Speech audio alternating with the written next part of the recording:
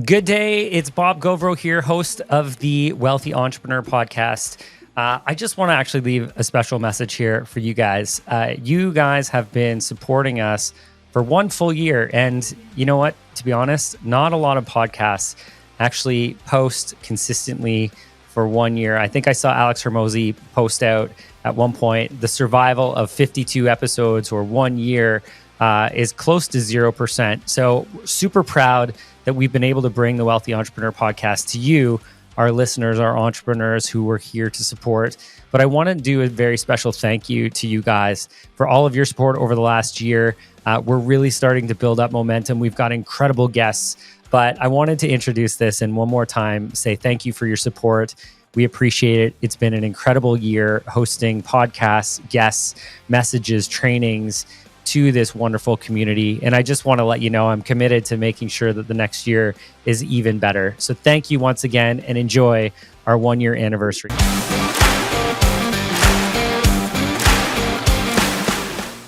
As a business owner, it is 100% important for you. And if you don't have this in your business, we need to talk, because if you do not have your information in your bookkeeping up to date, then you are missing out on a huge opportunity. Because if you don't know where you're headed or you don't know where you're at, how are you going to understand how to get to your destination? If you don't have financial transparency over what's going on, you are completely lost. When the economy is struggling, when interest rates are rising and everybody's pulling back, I want to lean in, and you need to be able to lean in. If you are grounded on the financial performance of your business, and you have strong strategy on how to ultimately overcome this, you will be in a great position to achieve more during this period than you would at any other time, because recessions are an opportunity for entrepreneurs to conquer and achieve greater market share. How do I pay the least amount of tax? Of business owners, we're paying more tax than they legally had to.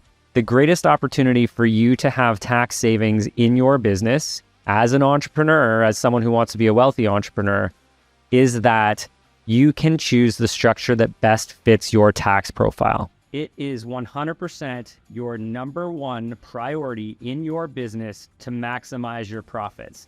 This needs to be your number one focus as an entrepreneur, as a business owner, is to maximize your profitability. Beyond anything else, the number one thing you have to focus on is making the most amount of money possible. Focus on maximizing your profits. If you're building a business and you're not focused on profitability, if you don't have a profitable business at all, your business is not sustainable. Why? Because you cannot afford to continue to carry on. Only 20% of us successfully exit the business for a value upon that exit. I can tell you from experience, the more your company makes, the more likely it is that the business is going to sell. It leads to you making more money.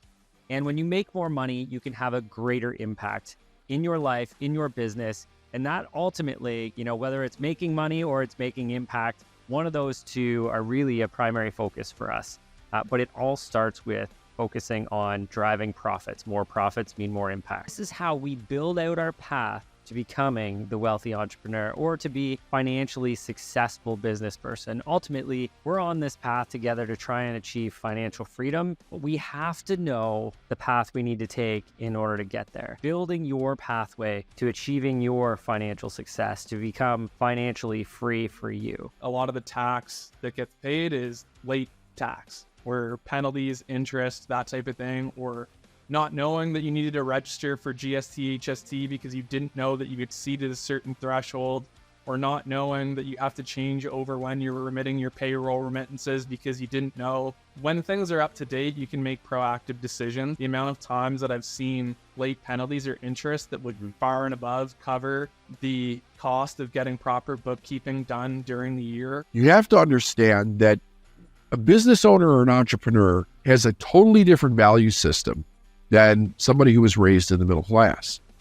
And middle class suffer from the mindset that supports people being raised in the middle class, because the fundamental idea behind the middle class is that a person stays safe. This hard work ethic is great until you start making it hard to meet your internal ethic, right? If we can reframe sort of quote unquote negative experiences or not perfect experiences as being for us, then when they're happening, if we can do it in hindsight, amazing. And then when we experience another one, we can settle into it a little bit more and know that we can be driven by something different than our fear or than our perceived security in external successes. There's nothing wrong with you and you're not alone.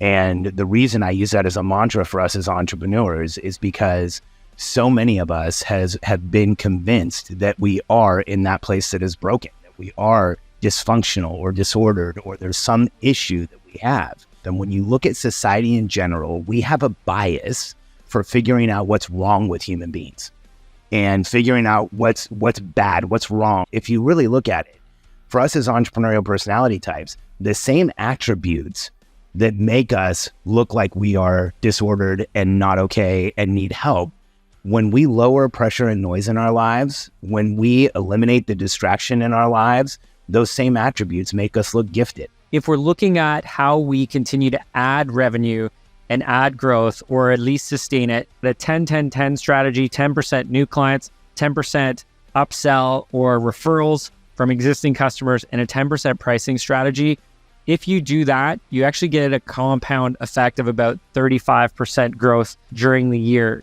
All conversion happens in conversation. So it's the activities that we do on a day in and day out basis that create those conversations that afford us the ability in order to have conversion. Because if we don't have conversation, there's no conversion. All the fortune, in my opinion, is in the follow-up. There's marketing and there's sales, and they're two totally different things. To put something in place for the future, whether it's, 2 or 3 years in the business, whether it's kind of mid-stage where they're, 40 to 50 trying to figure out what this looks like, getting the next generation involved, getting a key person involved, or like you said, the latter stage where they're getting ready to conform succession and exit planning.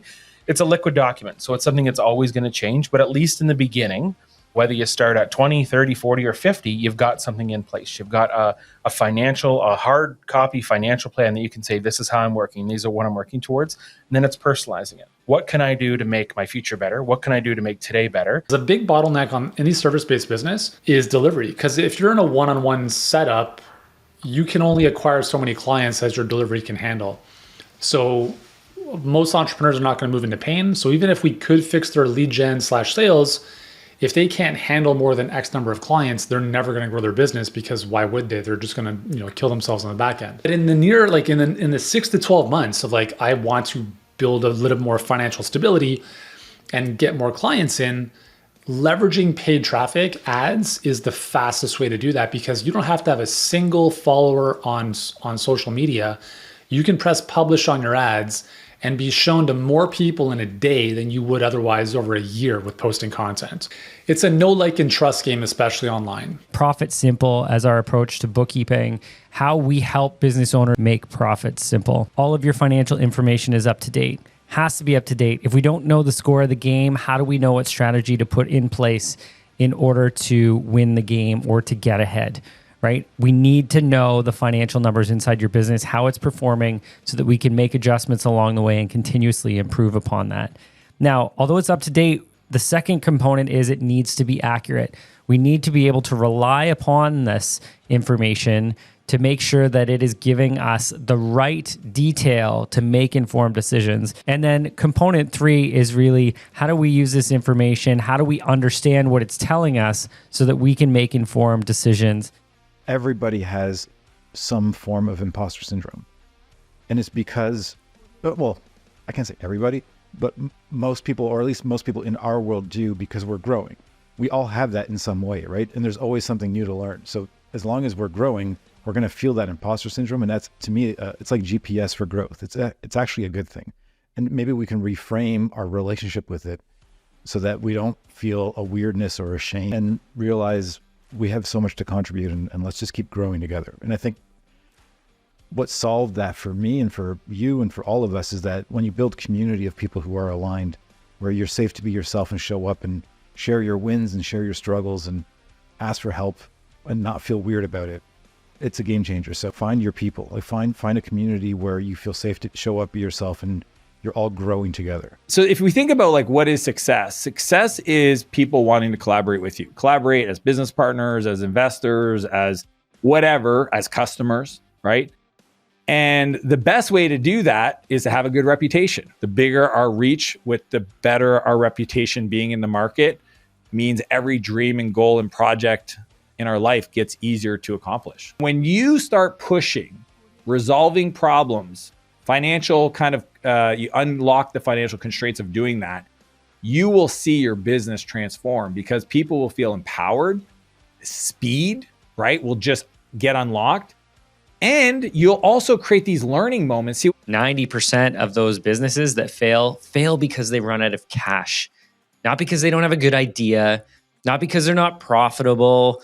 So what are some things we can do for cash flow management? Well, if you think of cash flow management, one, driving profitability is going to be a major contributor. If you do not have a positive profit, long-term cash flow is going to be eliminated. What proactive healthcare solutions can we introduce in our lives? Stepping back and connecting sounds big, but, connecting with the elements of the cosmos. So that's sort of like as a foundation, engage our whole being with the elements, because, we live very sheltered lives and that's not going to change. But now we don't have to fight the elements. Like, we're not out surviving them. So we can at least think about engaging with them again and bringing them back in. Acquisitions are to create growth. They're also to learn, but making sure that we get the right people in the right seats. And I would challenge you that when an acquisition happens, there are emotional responses. It does take time, but in that, you'll see those people that you can rely on, and those high performers, they will start to step up. I think one of the great opportunities with an acquisition is to share the potential career advancement opportunities for those individuals and really map out what their future career could look like. Really exciting things can happen through an acquisition. It has been challenging, yet rewarding, because it is something that I know is creating a huge impact on achieving our mission, which is empowering great entrepreneurs. Ultimately, I wanted to create an organization that I was excited about, that was making a huge difference, empowering entrepreneurs to make informed decisions with good financial information. That's what got me excited, was that if I could help thousands of entrepreneurs and they were helping thousands of people, the exponential impact that we were creating around the world was going to be amazing. And so super proud that that is the foundation of why we created our firm. And what I wanted to do from day one was create an environment where people were as passionate about what I do as I am. The fact that I work with so many incredible entrepreneurs and so many incredible professionals on my team, continues to give me the energy I need to be successful every single day. That we're creating an environment where people are respected, where they have opportunity, where they feel well compensated, cared for, they work in a trusting environment, and they feel like what they're doing is actually making a difference.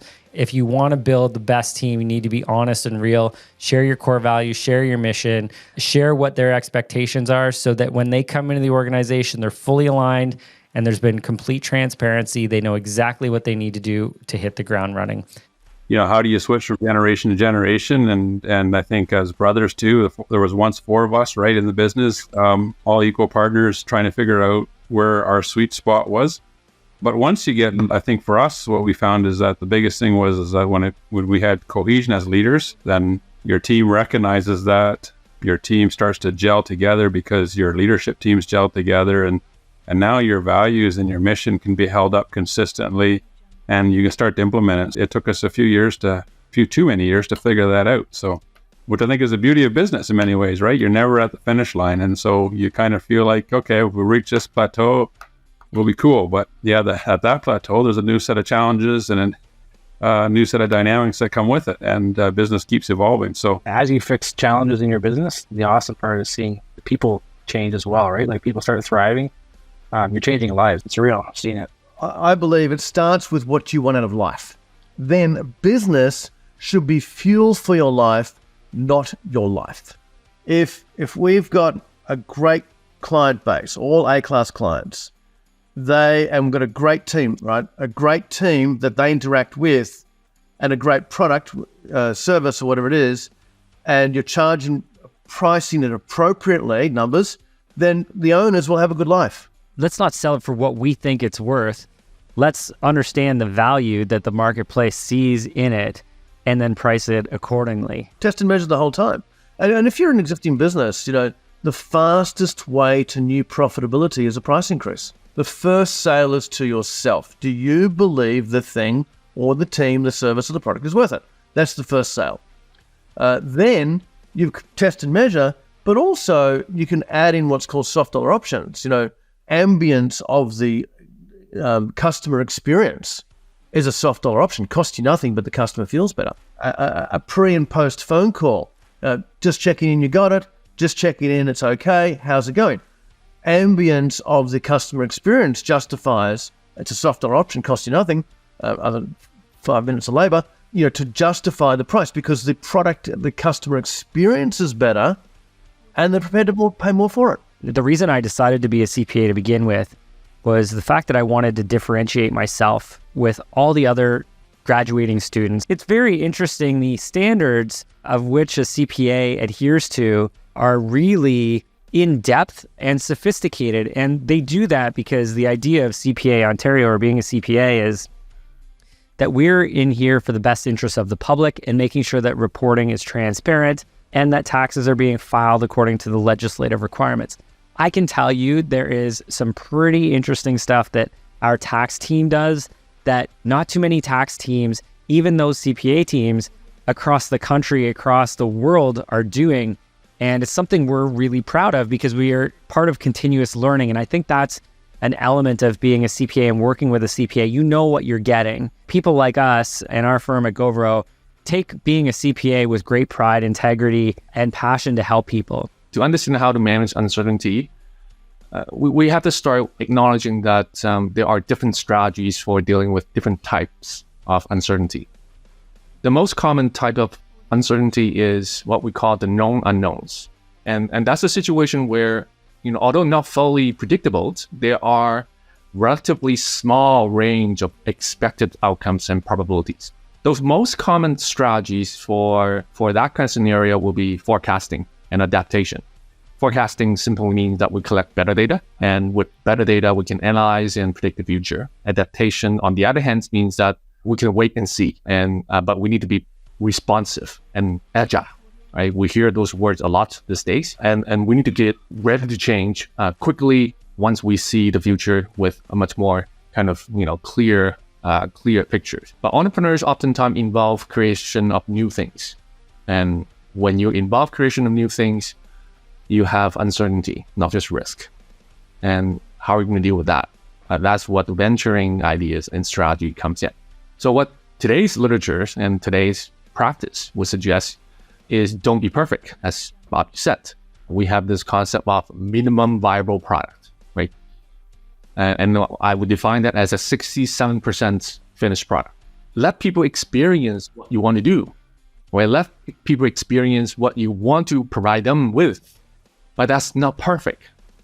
And that's okay. Give it to them, give it to the users, let them experience it and learn from their experience. And through that kind of interactions, we refine our product, we make our product better. Resilience. And I think resilience is the number one attribute that any successful entrepreneur needs to have. You've got an ability to take on a challenging situation, maybe even fail, have all kinds of obstacles, but still persevere and want to overcome. To continue to push through that adversity is likely the greatest attribute, because if most people dealt with this many challenges in a day, they'd pack it in. Truthfully, if you want to be a successful entrepreneur, you need to understand how to be a leader, because if you can't learn to lead, no one will follow. I think courage is probably the number one reason that entrepreneurs get started in the first place, is that they're willing to do something that no one else is. It's letting go of the beliefs that we're addicted to that come from a former way of living and accepting something radically different as far as how you're going to approach life. Life is going to be easy. It's going to be beautiful. And it doesn't mean that it won't be challenging. It is going to be challenging. But there's a difference between this is a fun challenge, right? Or, oh my God, I don't want to have anything to do with this. There's a huge difference between the two. And we want the fun challenge. We want the thing that energizes us. not the thing that steals our joy. Or is you have to accept yourself 100% and not care what other people think, and realize that whether other people think good or ill of you has nothing to do with you. It has to do with their perception of the world that they're actually seeing. We have to have that up-to-date information, has to be accurate, reliable. We need to have a monthly check-in with our business, review the finances, know how to review it so that we can see what's going right and do it again, and what's going wrong and how we can eliminate that so that our business continues to be financially successful. We need to identify that now so that we don't miss out on 12 months of our business running very inefficiently. A cash value life insurance policy, I describe this a couple of ways. The kind of the nuts and bolts way to describe it is we're using the life insurance contract as a platform to accumulate cash value that we can then use as a source of financing to do different things, as well as build a retirement plan out of it. All we're doing is creating a system. We're all involved in saving, borrowing, and investing. We all do those three things.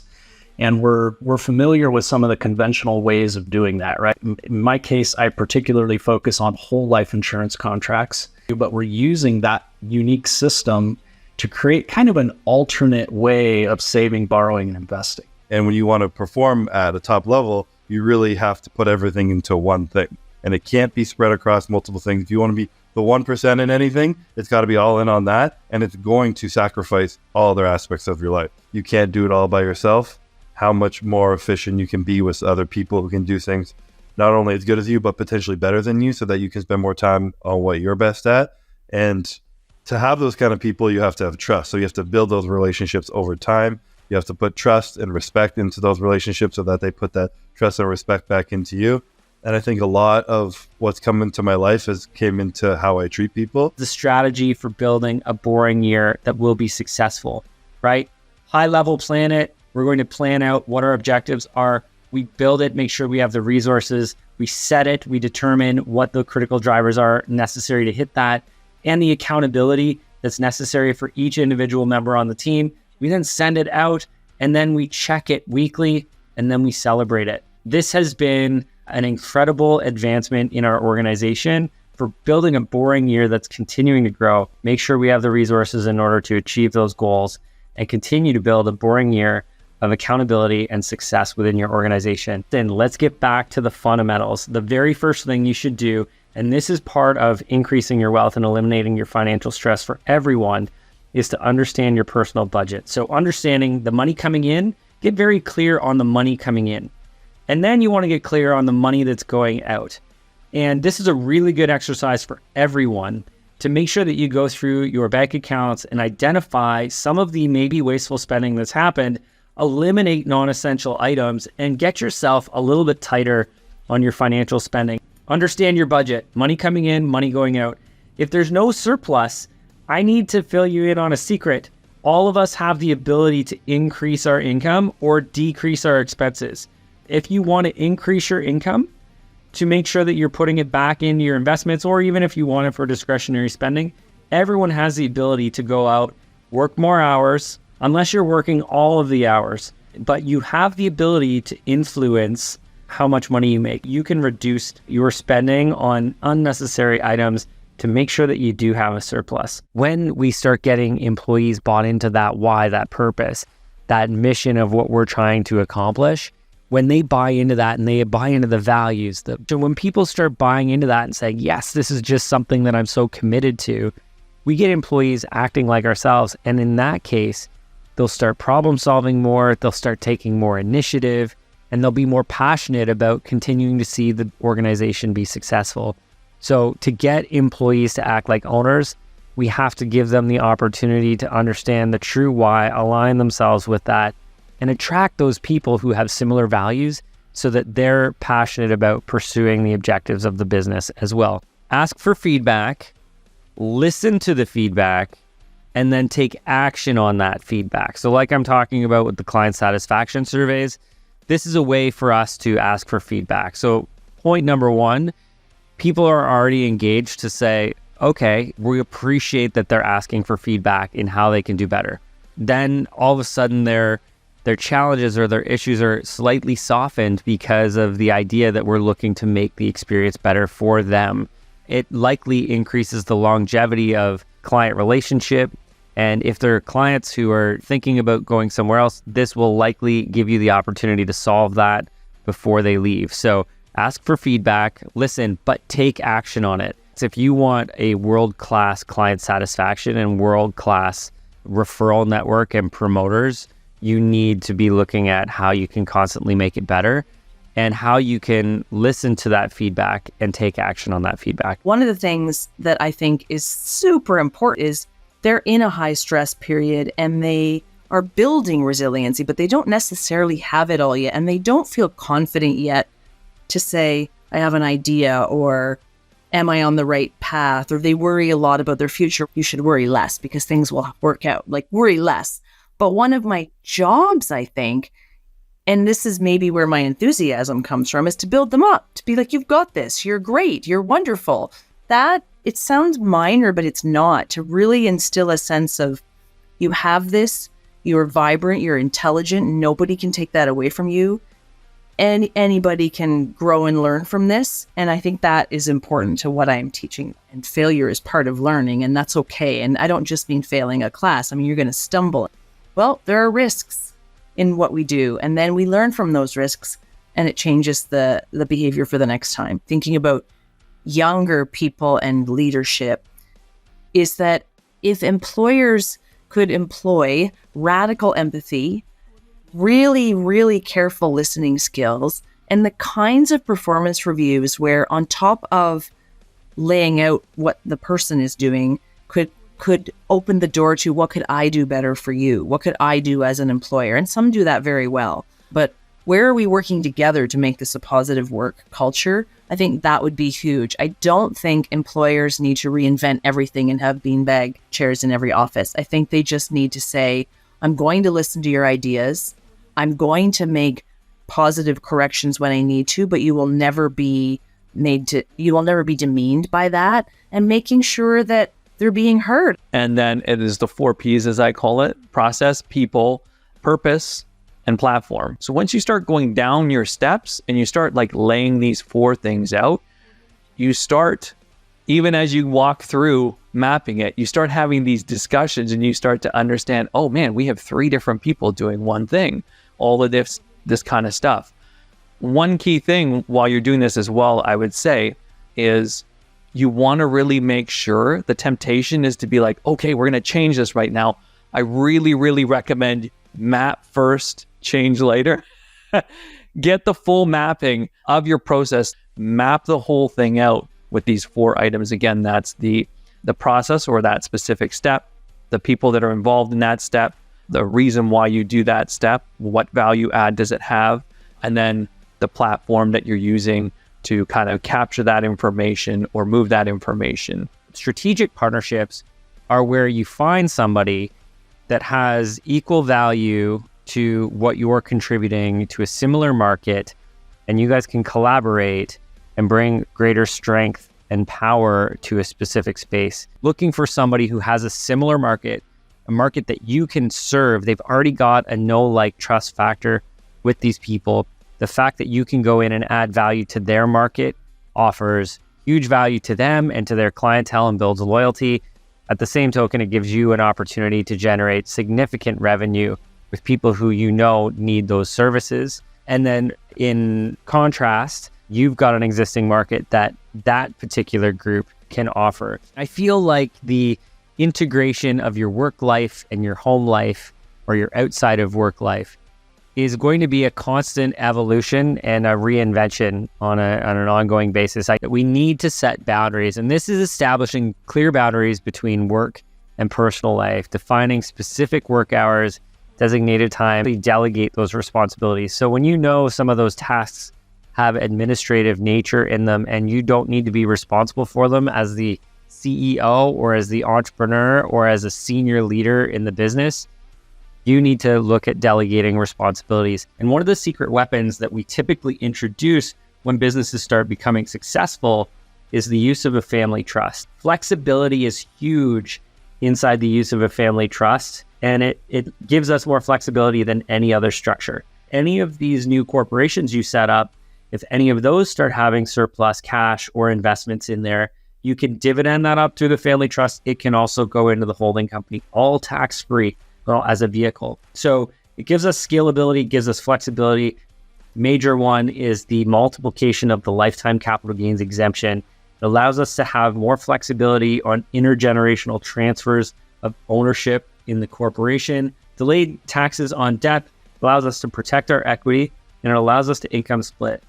Here to empower entrepreneurs with good financial information, so you can use that information to make informed decisions, financially beneficial decisions, reinvest in yourself, because entrepreneurs are ultimately the greatest community in the world who can make the greatest influence. And that's what we're trying to do, is help entrepreneurs make global change. But find that passion and it will fuel your future. When we put ourselves into a position that's challenging, that's difficult, that's where we have our greatest growth. Your greatest investment and your greatest return will always be on yourself. It's not going to be on investing in a stock.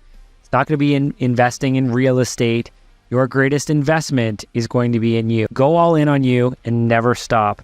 Life of success includes constant reinvention and a commitment to being constantly growing. That everything actually is a brand. Now, you are a brand, whether you want to be a brand or whatever definition of brand you're thinking of. We all have a personal reputation, is really what it comes down to. I believe that personal branding is maybe one of the most powerful sort of stories and messages that we can focus on as entrepreneurs right now. The personal brand is the most important brand asset that you have. So when you mix the past, the present, and the future, that's actually the three ingredients of your identity. And a unicorn on a unicorn team is made up of what I call three energies. So energy one is visionizer, energy two is strategizer, and energy three is mobilizer. You have to develop this entrepreneurial brand culture that I call a unicorn team, right? Everything is brand, actually, right? The people are personal brands. The products that you're getting out there, even your service, those are brands. That's a product, right? And then the leaders inside and the company that you want to build, right? That's the company brand. Tell you, there is nothing more empowering than jamming your own calendar to the gills and knowing that you are the one who did it because it's our agenda. There's something really empowering about it, how we've self-identified in the past in grappling with that identity. Like for a business owner, they're going like, I know my queen bee role, but their queen bee role is doing what they do in their business to generate more revenue and more income. But then after that, a lot of times there's not a lot of, attention paid to like what's happening. Having the right team is the make or break, because it'll allow you to become, this person. Planning opportunity here, guys. If you have assets that you're thinking of selling, now's a really good time. If you sell them now, you could avoid that increase in tax rates, put more money in your pocket. So that's something that we definitely want to make sure that you're aware of. So again, as a recap on the capital gains rates are going from a 50% inclusion up to a 67% inclusion on anything as an individual above 250,000. If you are a business in any form or fashion or a trust, you're going to be paying full tax on anything that is a capital gain triggered after June 25th. Planning opportunity, one, let's look at how we can spread those gains out over a period of years, especially as an individual. And two, is there a way that we could maybe trigger some of these tax implications prior to June 25th to avoid that increased tax rate and increased inclusion rate for capital gains? If you have a business where you're getting one of these margins, if you're getting 67% gross profit, you're doing extremely well. If you're getting a bottom line net income that's at 33%, you're doing extremely well. Those are very, very healthy numbers. Again, the rule of three is a really good place to start, especially if your revenues are a little bit smaller. A third of your costs should go into the direct costs, so your wages. A third should go into your overhead. That should leave you a third of profit. Benchmarking and understanding where your business is at compared to industry standards is really, really important. You can get to your results faster. You can achieve your wealth accumulation goals quicker, and you can accomplish financial freedom in a different way than you ever thought was possible. Hosting your own event puts you at a whole nother echelon of expertise And then it also gets you more stages and more opportunities. So there's a lot that goes into it from, are we doing it in person? Are we doing it virtual? How many people? What is the experience? What are we moving them into? You have podcasts, those are events, webinars, those are all different types of events. What is the place that we're driving them to? That an event is kind of like its own living, breathing entity. The more we can systemize, the more we can be digital, the more instant we can be, the closer we can be to having those books tied up at following the end of a month. The more access, the more integration with software, so many more. The cloud exists. But we as entrepreneurs know that change is good. Yeah. Embrace change. We have to. It can make or break us, and it's our attitude that changes it. And so my feeling is that the more we can embrace the digital, so we're not still getting the paper, it's going to just be great. You got to have your own personal brand, right? And you got to be like recognizable, because at the end of the day, your brand, it's all you have, right? It's you, right? That's what makes you unique. If you want people to recognize you and work with you, right? Well, they got to know who you are, and they got to know why they should work with you. And I think having a personal brand at the end of the day, from a marketing and sales standpoint, is one of the best things you can do. And at the end of the day, it doesn't actually cost a lot of money. Well, real estate is great if we can continue to reinvest in it and its appreciation. Maybe we avoid paying some of the passive investment income tax, but we're paying capital gains tax as we continue to reinvest in there. That's an understanding of the different sources of income, how we eliminate some, maybe passive investment income, but we pay capital gains tax later on. And just imagine if for your business, if you have income from property or from investments, we're paying upwards of 50% tax on those investments. Let's say you have a $50,000 income inclusion, but you also have a $50,000 personal debt that if we could just get access to the deduction related to that personal interest, we would wipe out our taxable income related to our income from property or from investments. So why not do that? The Smith maneuver, by definition, employs refined and proven debt conversion techniques to transform mortgage interest into tax deductions. The outcome is that this strategy has a remarkable snowball effect that generates large and growing annual tax refunds, enables the homeowner to knock years off the life of a non-deductible mortgage, and builds an impressive financial portfolio at the same time. The litmus test of the book and of the system that we work with our clients is this idea of taking a 4-week completely unplugged vacation from the business. And when we first share this with people, they go, oh my God, there's no way I can do that, because I got to check in. I got to answer the Slack notifications, the emails, the clients, the team, like everybody needs me. It's like, well, that's the problem. And if something were to happen to you, then we want to make sure that you are not a liability to the business, right? And so we have you do the 4-week litmus test.